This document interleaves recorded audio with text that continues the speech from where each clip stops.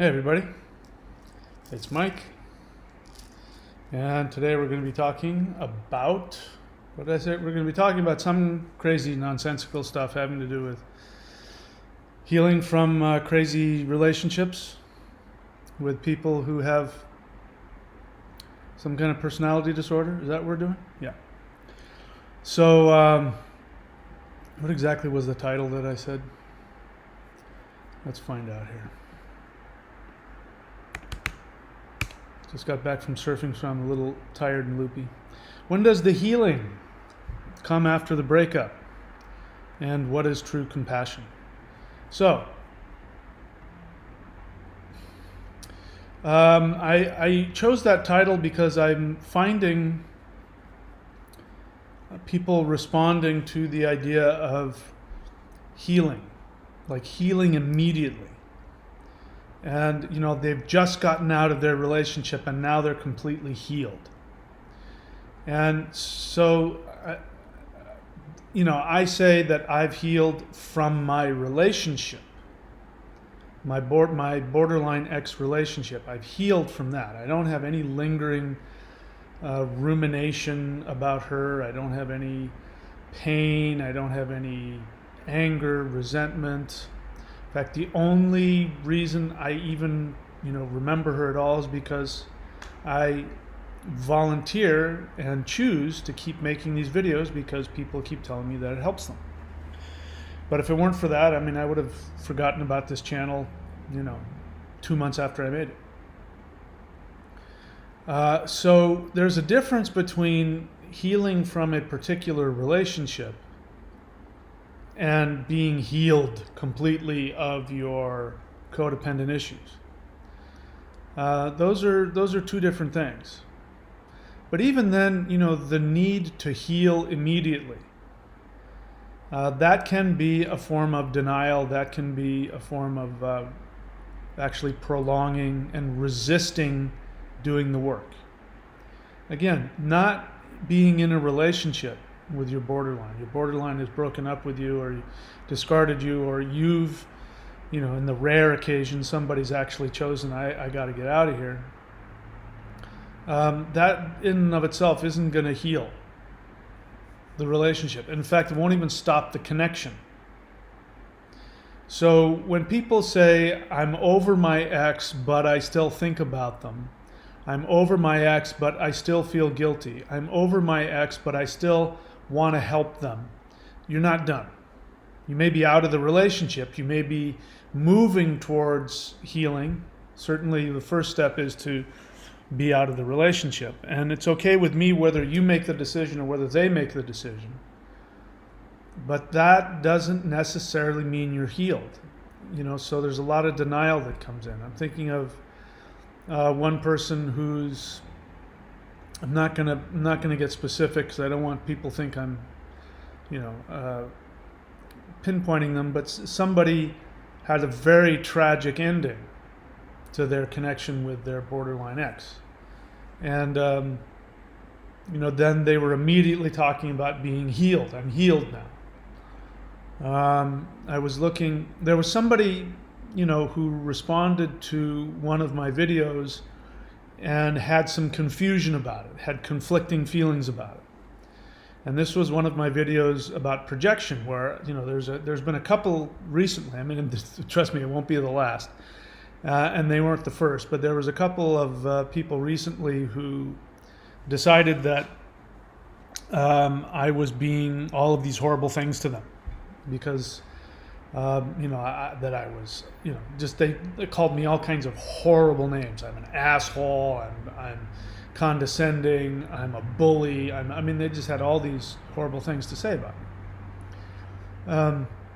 And in one of the cases, it was simply somebody who wasn't asking me a question. It was somebody was wanting me to ruminate with them about what their ex wanted from them. And I gave that person the same answer I give everybody, and I will always give this answer. When somebody says, what is my ex thinking? My response will always be, who gives a crap? They're not rational. So what difference does it make what they're thinking about you? The only reason you're wanting to know what their mindset and what they think about you is because on an unconscious level you still want them back. How do I know? Because I've been there. I remember asking those same questions. I wonder what she's thinking about me right now. Does she still love me? Would she take me back? Why is she trying to call me again? I mean, it's obvious why anybody who's not there knows exactly why you're asking that question. But that person got very upset with me and started projecting all kinds of things onto me.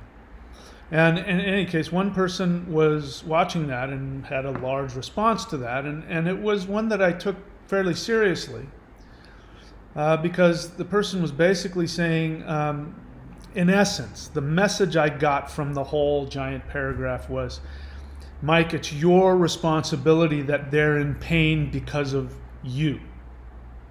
Because of something you said that hurt them, therefore you need to give them what they're asking. And what they were asking, both of them were asking the same thing.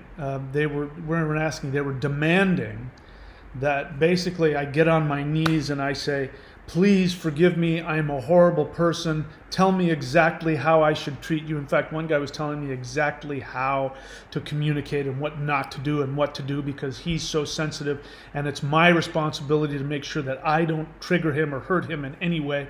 Of course, the guy's not doing anything to heal himself. Not doing any of the 3 steps that I recommend. Not in therapy, not going to CODA, not meditating, not doing any self-examination. When I point out to them, hey, this is your projection, I'm not doing this. There's no awareness of, let me take a look and see where am I out of sync with reality. No, it's all my fault, according to them. And this person's response sort of echoed that. And I had a response to it. I had a codependent response to that, to them saying, the message of, it's my responsibility, Mike, if somebody is hurt because of something I said or the way that I said it, or, that I need to look at that and I need to make sure I don't hurt them and I should apologize. And it got me thinking because it's, what happens with serious chronic codependence. And by chronic, I mean where you don't know. You have this, you're so deep in it, you don't know the difference between feeling guilty, feeling responsible, and having actual compassion. This gets blurred.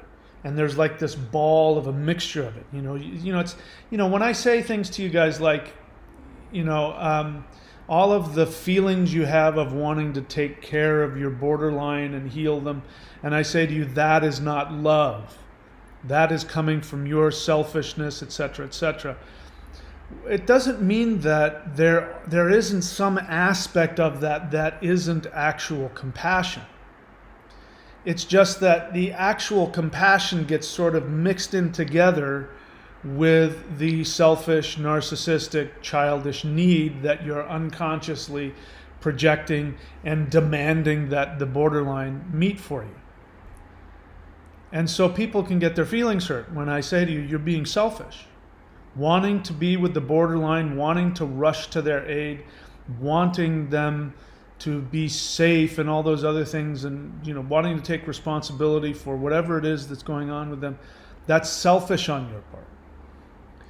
And that might be challenging to hear, and it might sound judgmental, it might sound harsh, and it might sound difficult because you consciously go, I don't consciously feel any of that. But that is the most important aspect of it. I don't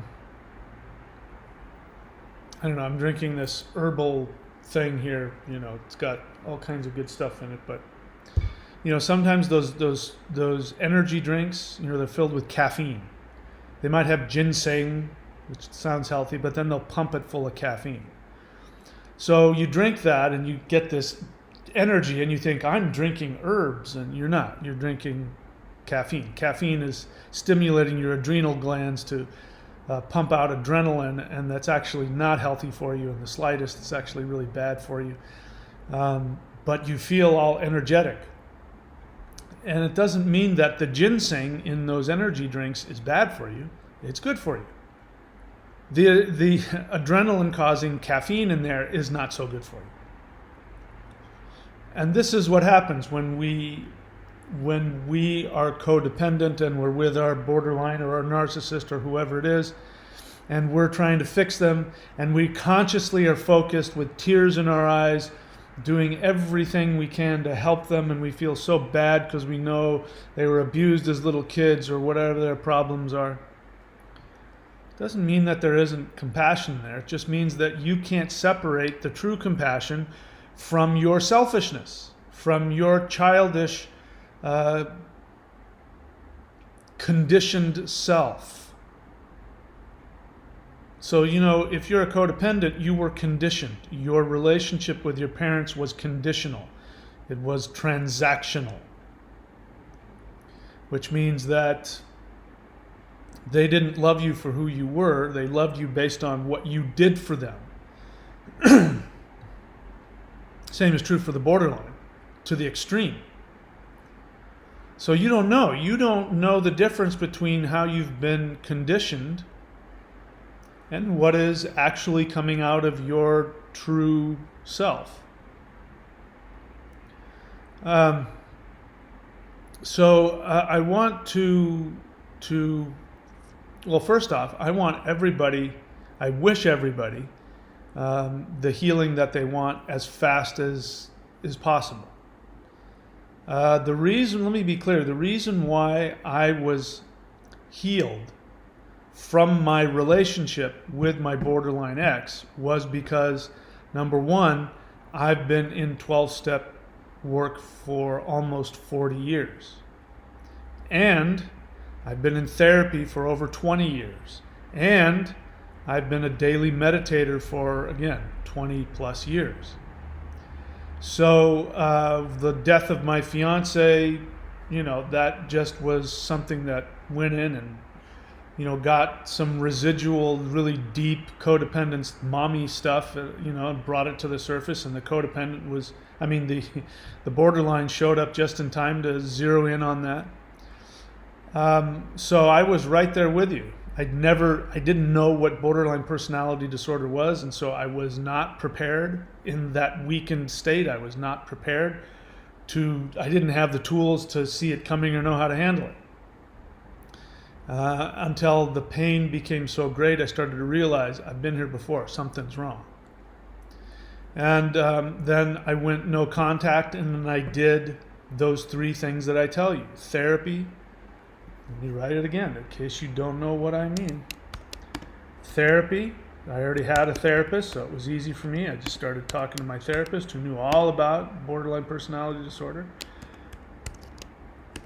I specifically went to Codependence Anonymous because I was dealing with specifically codependent issues, and I was already meditating on a daily basis.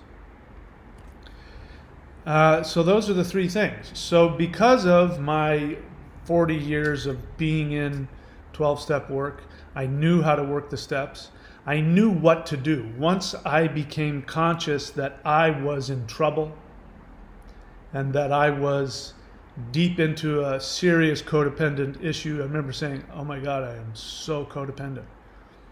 I knew exactly what to do.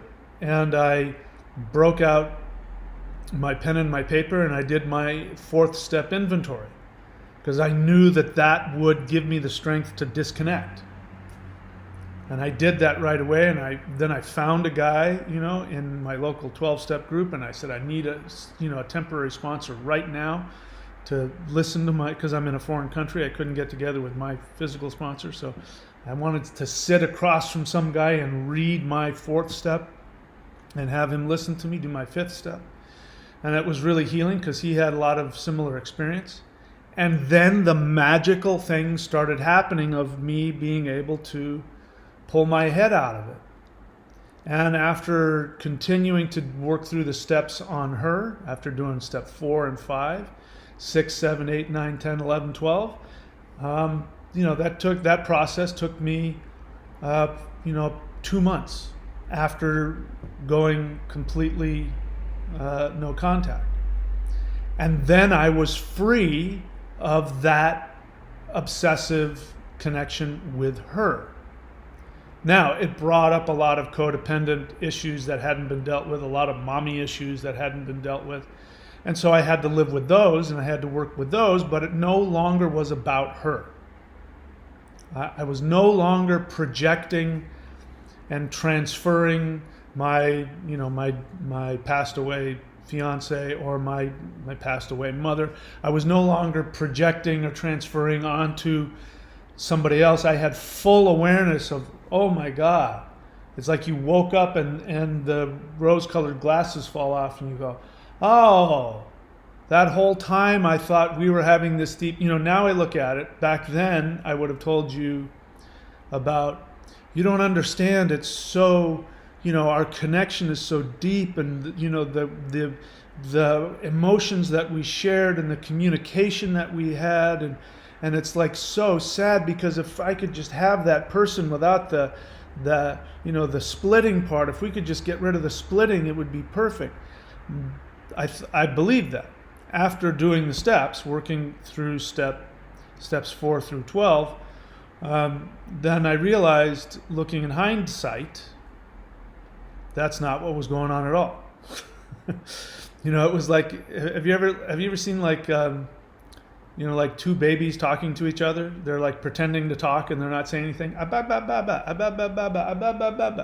I realized, looking back on it, those deep, intimate connections that I had with my borderline, that's what was going on. We were both wrapped up in our own narcissistic bubble that happened to sort of, just reflect enough of each other that we thought we were communicating, but we weren't. It wasn't all the deep, intense, beautiful, loving thing that I thought was happening wasn't happening. It was an illusion. So that awareness was not the anger that I'm confronting here with people. When people want to talk about what their borderline did to them, and Mike, you're being too kind to them, and you're giving them too much this, and you're not, the reason why I can sit there with tears in my eyes to think about how horrible it is to be a borderline, and at the same time have zero feeling of pain or grief or need to take care of my borderline ex, is because I don't, the personal attachment is gone. The projection is gone. And it's not because I chose to heal and I'm over this relationship. It's because I did the work. You got to do the work. Now, I don't want to give anybody any false hope. I don't know how long it will take for you to heal. I think if you work the steps and you work them honestly and properly, there's a good chance you can heal very quickly from a specific relationship. You're not going to be healed from your codependence. Your codependence is going to be with you for the rest of your life, I'm sorry to tell you. You'll get better. The more you do it, the less it will stick to you, and the less you will act out in those ways. The more healing and the more consciousness you will have, you will be able to have healing, loving relationships with people. All that stuff can happen while you're continuing to heal your codependence. But if my experience is like anybody else, you can completely heal from that one relationship. But don't get cocky. If I wasn't healed, I wouldn't tell you that I was. If I was still wrapped up in it, I would tell you. I have nothing to gain. This channel isn't, what I do for a business. The one up there is what I do for a business. And it's definitely a labor of love as well as my business. But this is just, I have nothing. I don't need to be anything. I don't need to be better or worse than anybody here. This is not therapy. I'm not your therapist. So please, if you're watching these videos because you say, yeah, I'm watching that guy's channel and I watch that other channel and that's my therapy. It's not your therapy. This is at best what this channel will give you is maybe you can identify. I can give you a mirror so you can go, oh my God, I'm not alone. Especially those of you who are listening to me or watch me and you think, oh my God, his story is exactly like mine, and you want to email me. We should get together and have a beer. I mean, I could share so much with you about this. has so much in common. In fact, you want to interview me on your channel? That tells me that you're isolated and you're not doing any work, because you're projecting onto me, you're transferring onto me. The delusion that I am something special to you is a delusion. I'm just one of a bunch of other guys out there that are, guys and girls out there that are doing the work. If you actually get to some CODA meetings and you hear some people talk, you realize you're not alone, and I'm probably no different than them. You think I have some great stuff to say? There's people in those meetings that have far better things than I could even ever come up with. So I'm trying to encourage you not to get healed too quickly. That's a sure sign of denial. And denial is what's going to get you right back in there. People also say interesting things like, I've been watching your channel for a while and it's really helped, and I think I won't need to watch it anymore. And one guy even said, and I won't need to watch it anymore, but I'll definitely, miss the channel. It's like, what a weird thing to say. Why do you need to tell me why you don't need to listen to it anymore? I mean, if you need to listen to it, listen to it. And if you're going to be sad by not watching my videos, then watch the videos. I don't need this anymore. This was a problem. I used to be codependent, and now it's over with. I remember that, and I'm better now. That is denial. There's no need, for me, 12-step work and therapy is a lifelong thing. There's never going to come a point when I don't need that anymore. Speaking for myself. Any more than I go to the gym and I work out to stay healthy, especially, I'm getting up there in years. So I'm not going to stop oh yeah, I've worked out. It's not like you go to the gym and then you get to a certain level and now, you look like Arnold Schwarzenegger did when he was 25 for the rest of your life. Oh yeah, I worked out a lot and I hit the maximum and I don't need to work out anymore. I need to keep going to the gym more and more to stay healthy, to feel good. So again, I'm thinking about the person. Now let's talk about true compassion. So my first message is, don't get healed too fast. Don't try and be completely healed tomorrow. That's denial, and that's actually self-violence. Because the unconscious projection is clear that people who have issues are bad and they're wrong and they're weak, and I don't have that anymore. I had that once. I don't have it now. I'm better than that. I'm over that. There was a guy, a good friend of mine. He's still a good friend of mine, and he would say at the end of his share in meetings, and he would say, "Stay sick." And what he meant by that was keep doing the work.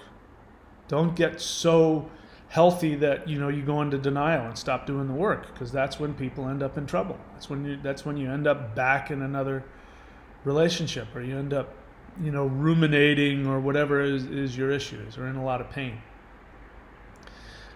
So again, I want to talk about the comment where the person was saying that they were distressed by the video. I'm not gonna point them out. I'm gonna try not to repeat exactly their words, but they were distressed by the video, and I could tell that there was confusion, and it triggered them, and it triggered from my perspective, it triggered their codependent need to fix and take responsibility for other people's pain. For some codependents, just the fact that there's any kind of conflict between other people, could be two people you're standing next to, there's any conflict going on with them, it triggers them, and their motivation is just to stop the conflict, whatever the conflict is. And if somebody's in pain, even if their pain is completely triggered internally, like a borderline, when they split, it's completely within them. It's got nothing to do with you. You looked at your watch, and they felt as though you completely judged them, destroyed them, abandoned them, and they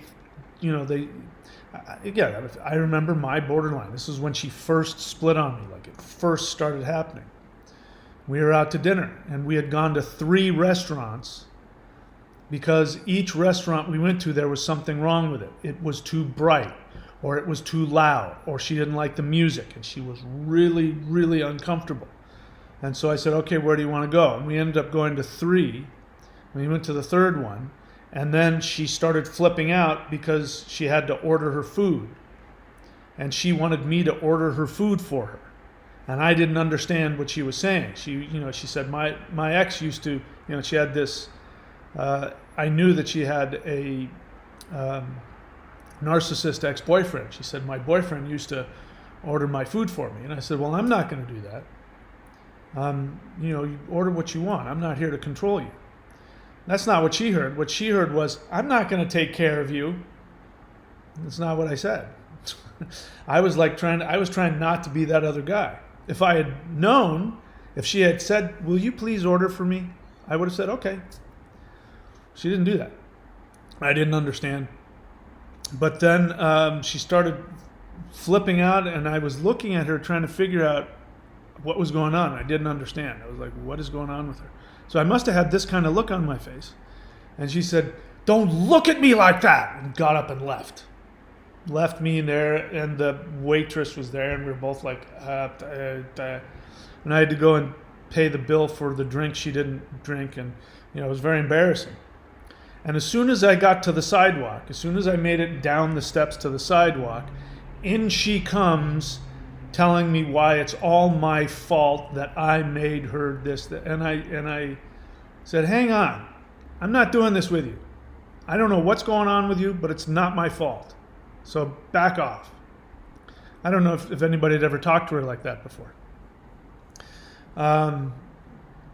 But that feeling, the person I'm thinking of, their conflict with me having a conflict with other people on the channel, I could feel the confusion and the conflict within them. And the inability to distinguish between true compassion and, codependent guilt, codependent caretaking. So, were you the kind of codependent that no matter what your borderline said, you took on the guilt and the responsibility? Just the idea that somebody is feeling hurt and they blame it on you, is that enough for you to try and figure out what you did wrong and fix what you did? Instead of say, hey, I didn't do that. Don't dump that on me. I'm not taking that.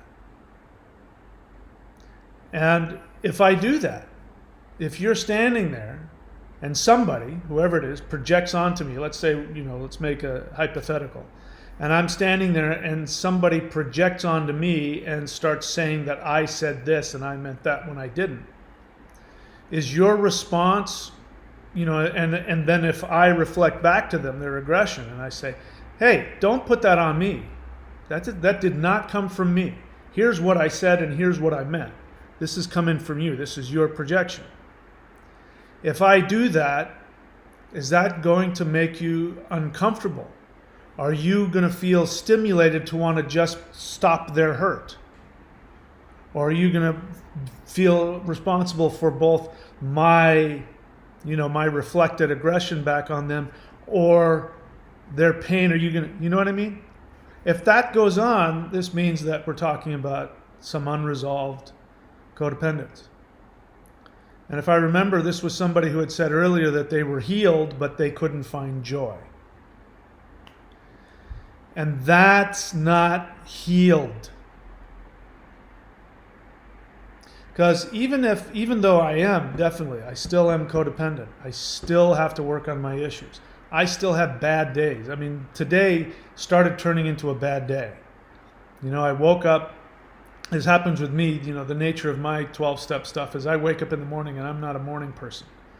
And what's happened is during the night when I dream, my head and my unconscious has, in my dreams are always me being, yelled at or diminished or something like that. And so I always wake up feeling crappy. That happens every day. It's just something I've been living with my whole life. I know what it is, but sometimes it's just hard to shake that off.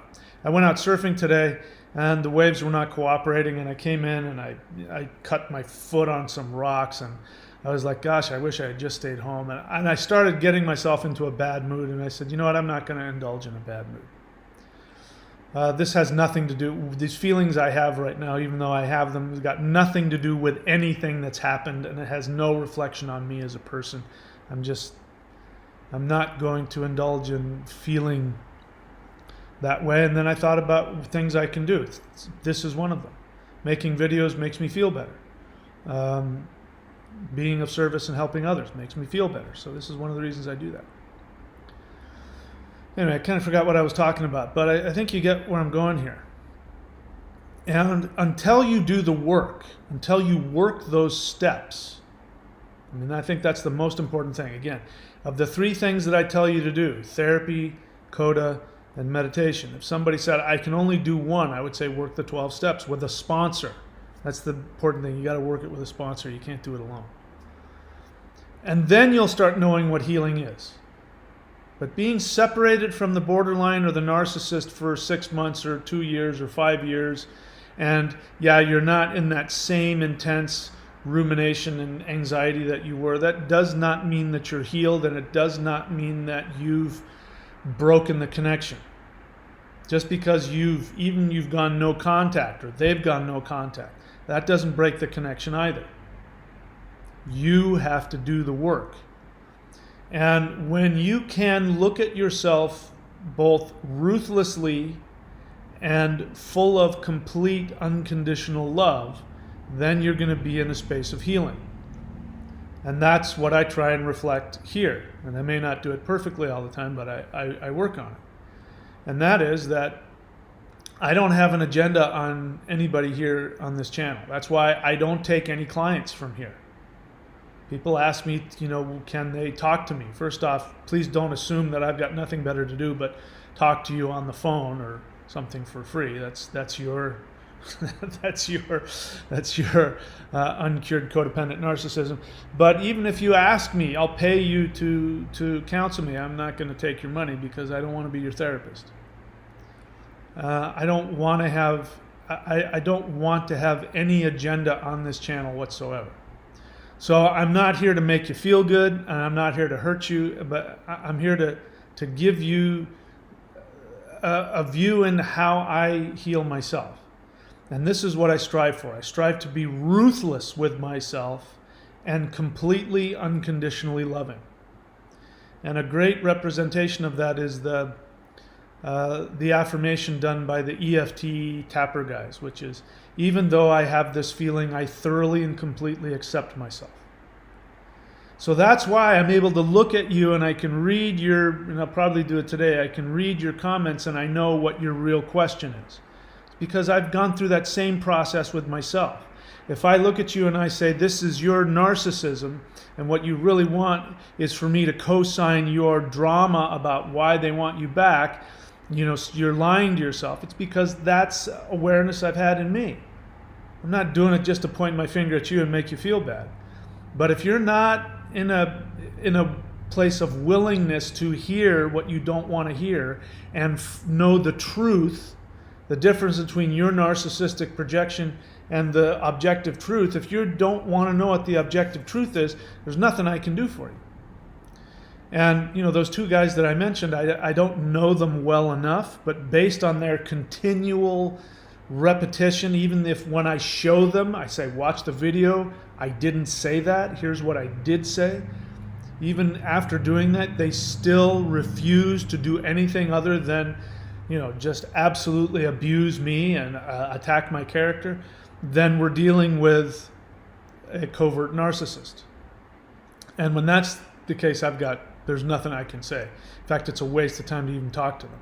It's not helpful to anybody. It's not helpful to them. It's not helpful to you. It's not helpful to me. So unfortunately, those 2 guys I did have to block, but only because I saw that it wasn't going anywhere and I didn't want to get distracted by it anymore. So I don't know what I've said. Did I say what I wanted to say? I think I did.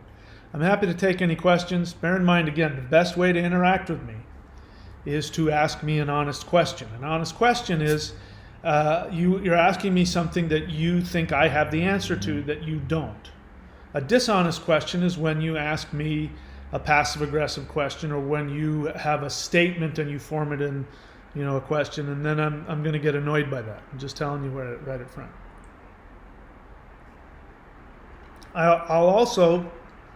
You'll also get a good response from me if you share an honest feeling. So an honest feeling would be, just to give you an example, an honest feeling would be, what you just said about this, that makes me feel angry towards you, and that makes me want to attack you.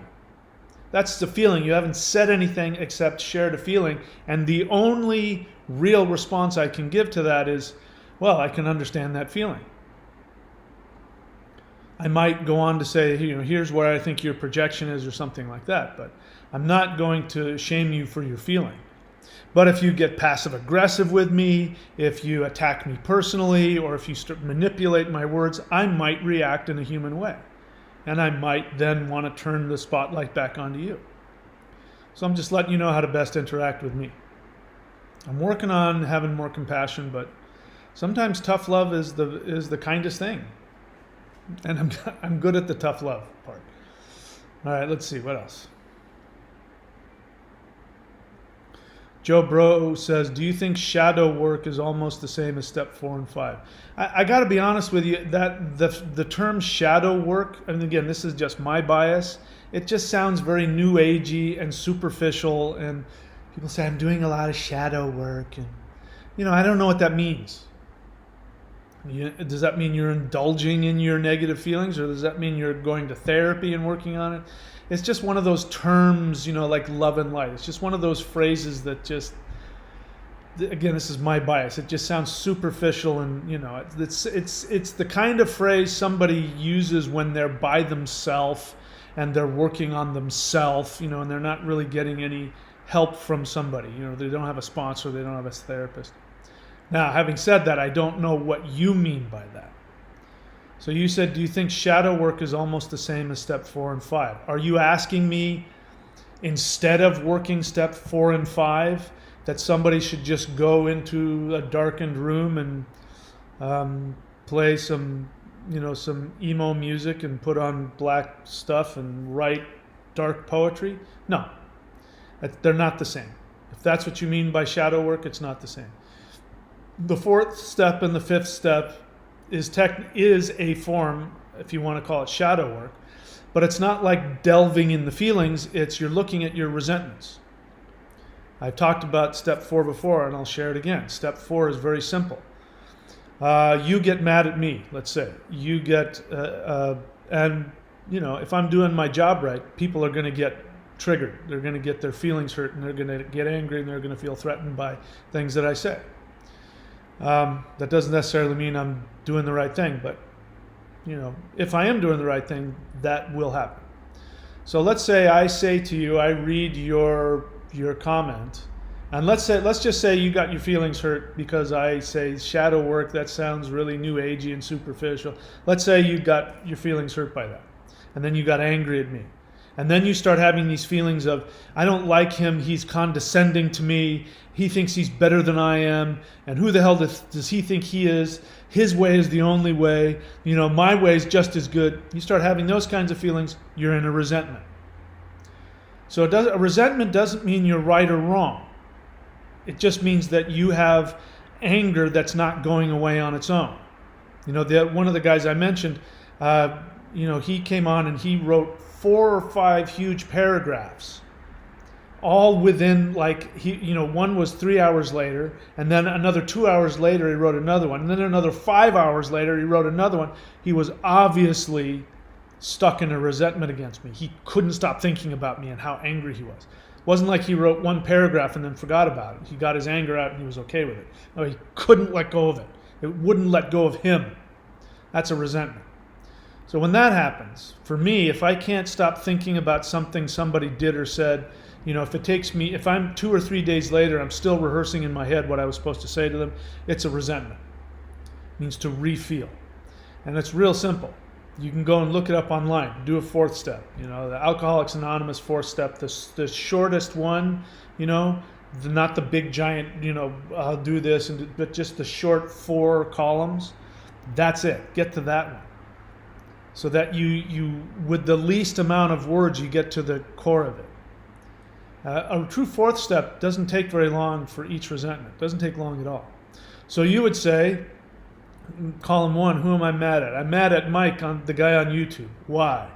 Because he told me shadow work was superficial, and that made me feel whatever. That's column 2.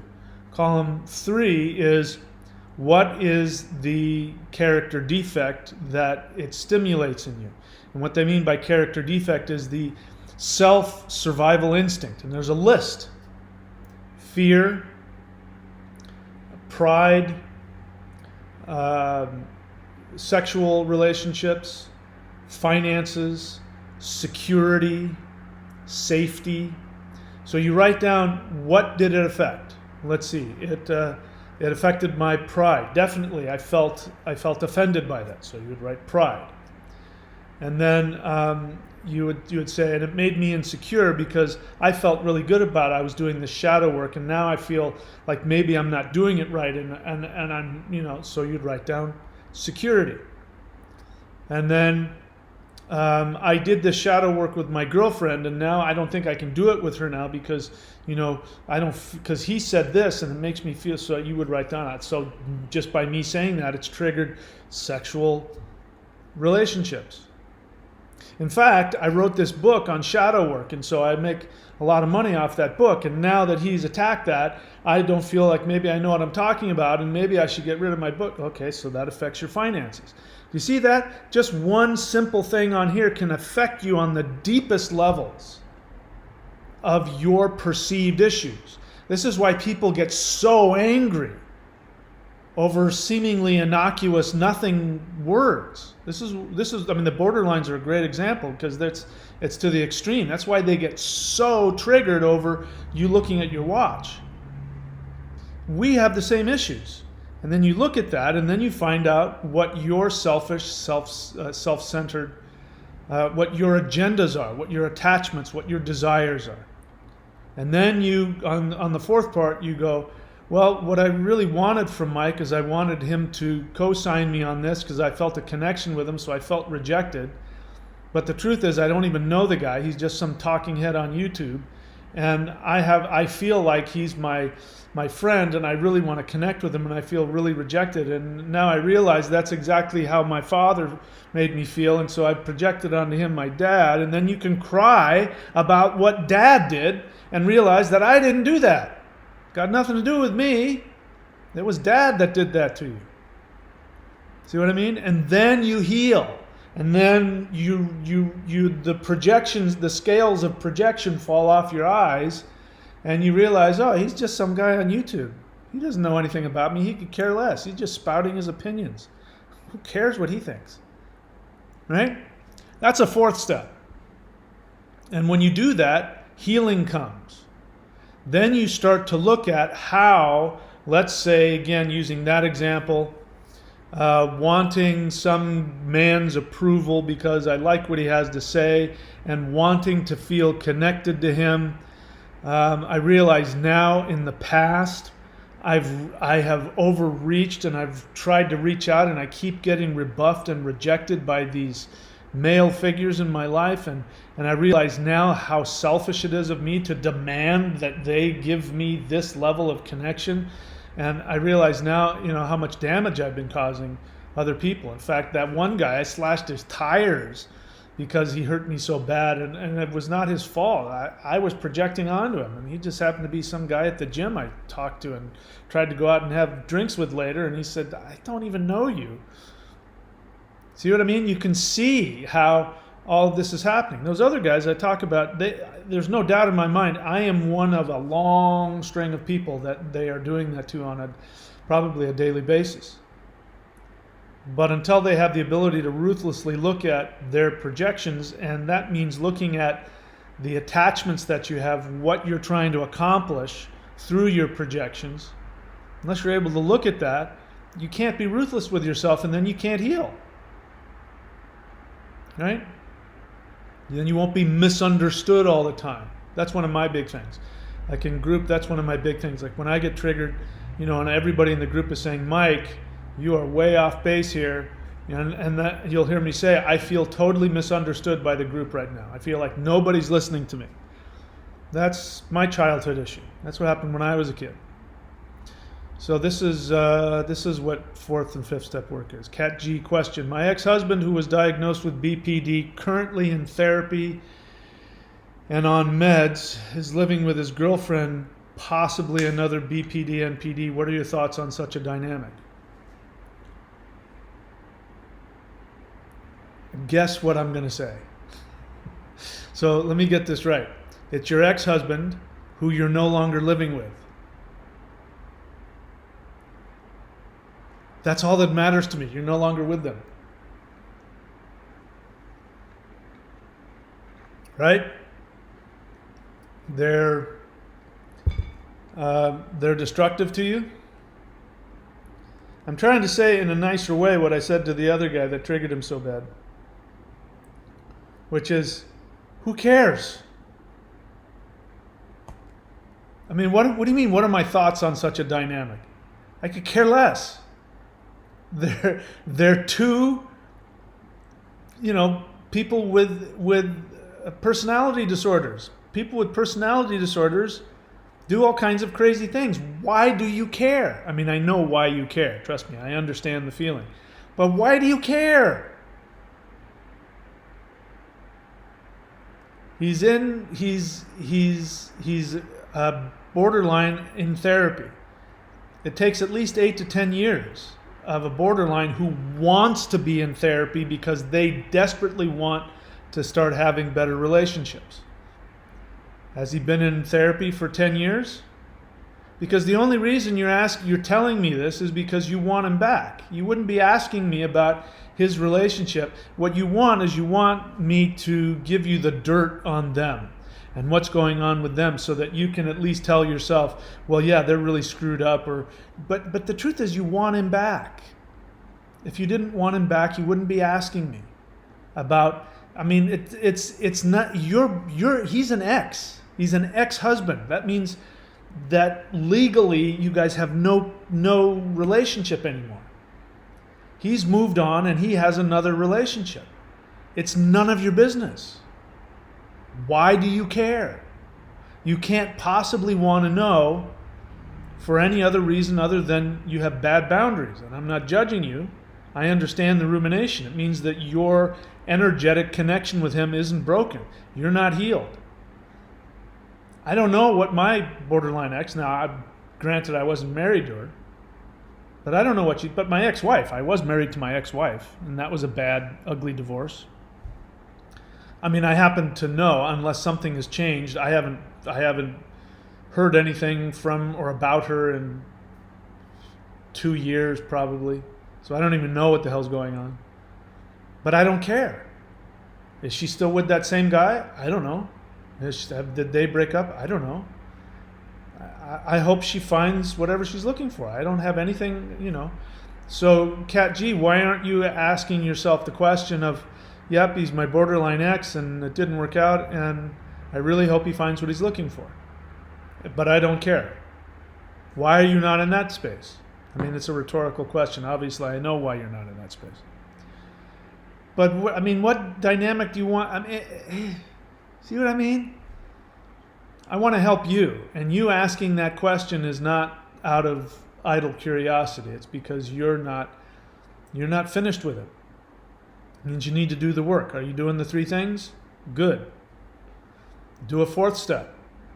Do a 4th step on your resentment of the fact that he's living with his girlfriend. There's no way that doesn't get under your skin. There's no way, because you're asking me about it. Right? So my answer to your question is, I would do a 4th step on your feelings about him being with his girlfriend. He's on meds now. Here's what you want me to say. Well, he's in therapy and he's on meds, so he's probably, able to have a better relationship now. Right? And he's with a somebody else who's possibly, got a personality disorder, and well, that can't be good for him. I mean, he should be with somebody who wants to support him in his therapy. That should be you. That's really what you want me to say. And I'm not going to say that because I don't believe that is the case at all. Anyway, I wouldn't worry about him. I want you to do the work so that you don't care. You can ask me whatever question you want, and I hope that didn't hurt your feelings. Joe Bro, okay, so he's going to jump in there and help you out.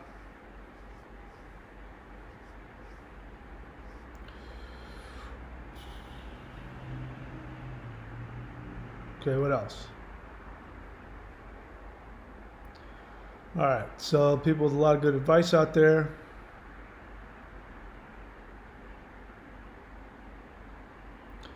Oh, so Joe Bro says, yeah, I'm 12 steps guy, but was curious if you did shadow work. I mean, I don't know what that means. There's no need to do shadow work. I mean, if you're doing fourth step, if you're doing inventories, you're doing shadow work. I mean, if you want to do other stuff on the side, that's great. Again, I don't know what that means. It's such a general term, and people when they say it, they use all kinds of different. They mean all kinds of different things.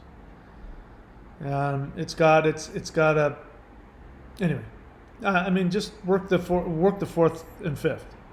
After you've worked the fourth and fifth, if you want to do other shadow work that I don't know anything about, you and your therapist, I'm fine with that. Ilan Nua's question, this may be a bit personal, so I understand if you don't want to answer. Looking back to your wife, did you notice any codependency issues with her other personality disorders? I've talked about it before, but yeah, she was definitely codependent, and she had borderline tendencies. She was not borderline, but she had borderline tendencies. And why do you want to know that information? How does that help you? Red flags. Yeah, red flags with her were the same red flags of anybody else. Back then I'm 57 now. And when I met her, I was 39. And what had happened for me was that I had just lost my business. And it was long before you could do the kind of stuff that you can now on the internet. And I didn't have a lot of money. She had money. My mother and my brother were still alive. And I wanted to get the hell away from them.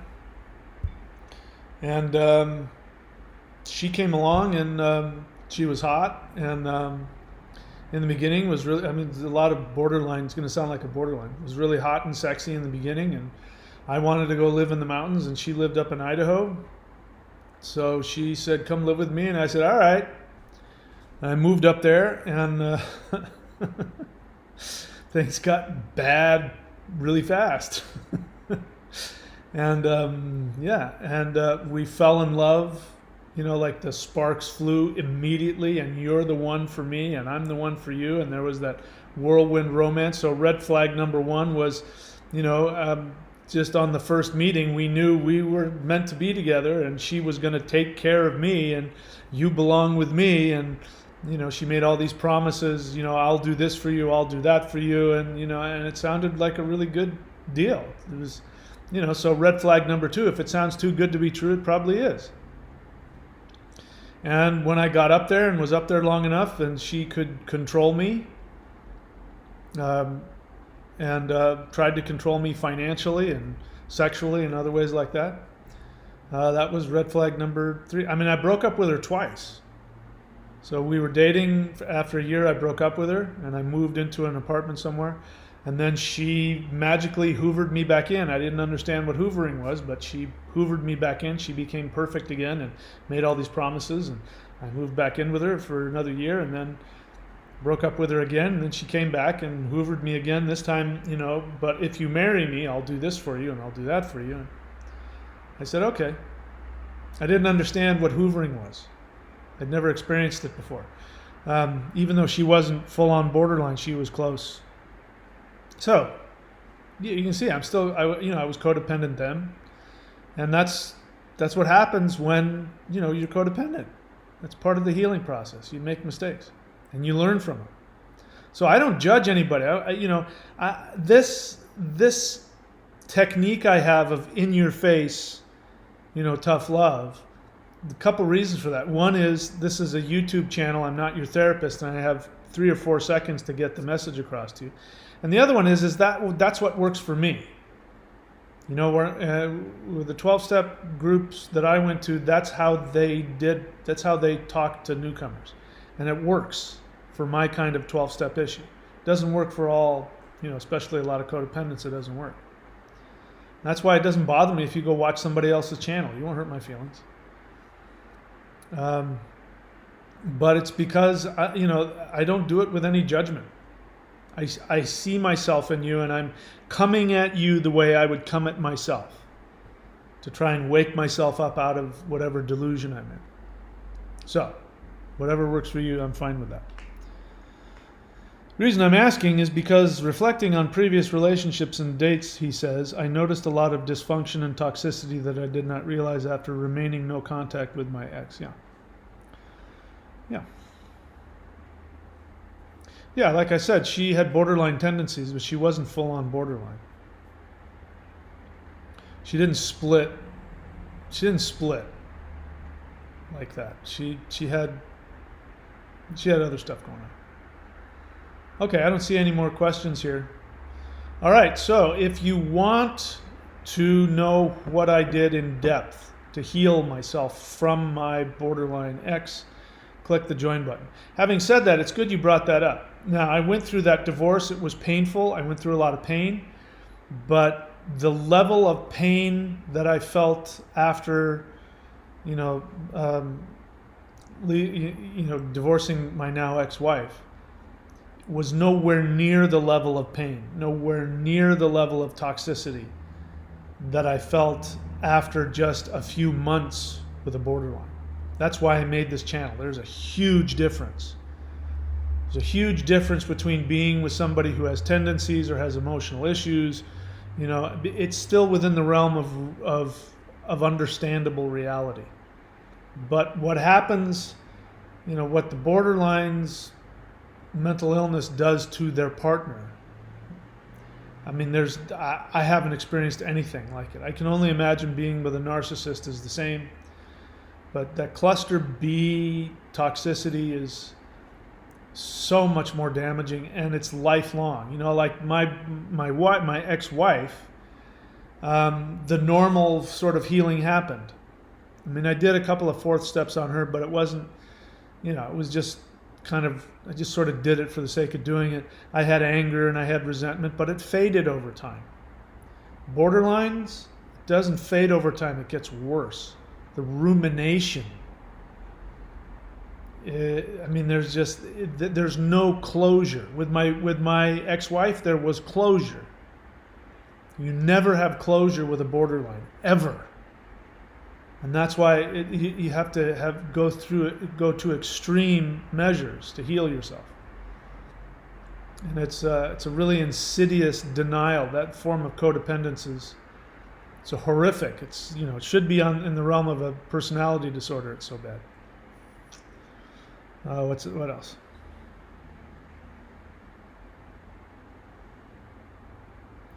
Elon says, I felt that my situation was a special type of unique that I would be unable to heal.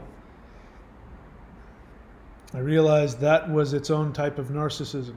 Well, so this is, again, one of the reasons this channel is here, because one of the sad things about being with a borderline is the feeling of isolation. Again, this is why when people come onto my channel, I get so many people who want my phone number and they want to talk to me and they want to be my friend. And it's because they're so isolated, and that's, the borderlines will do that. They want to isolate you.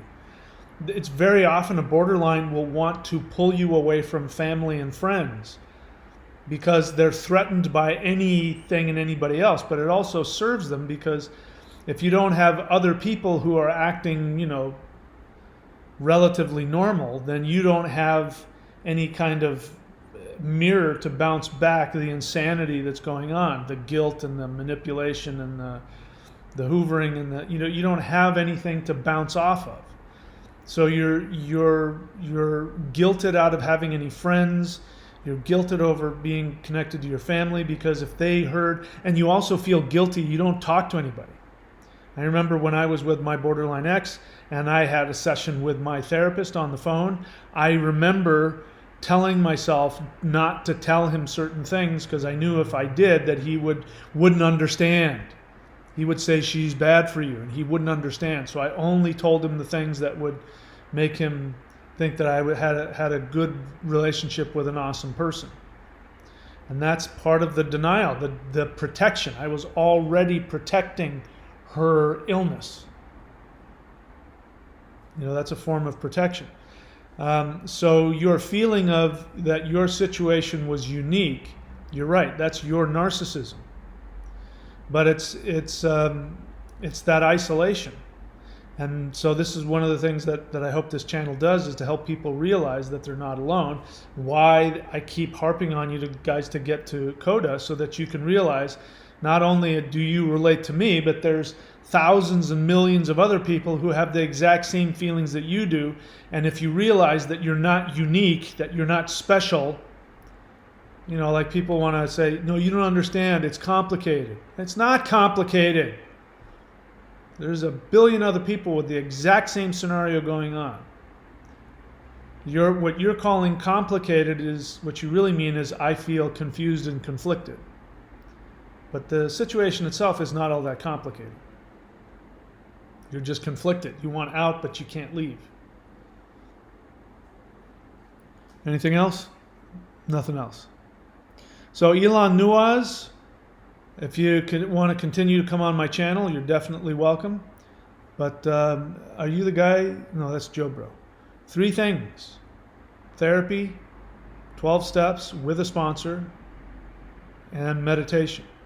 If you keep coming on here and talking about how horrible things are, and you're not doing those 3 things, you will find a less than compassionate answer from me. Because the cure is out there, but you got to do the work. Okay, that's it for me. I'll see you guys whenever I see you. And yeah, Happy New Year to everybody. Stay safe. Let's see, what am I looking for?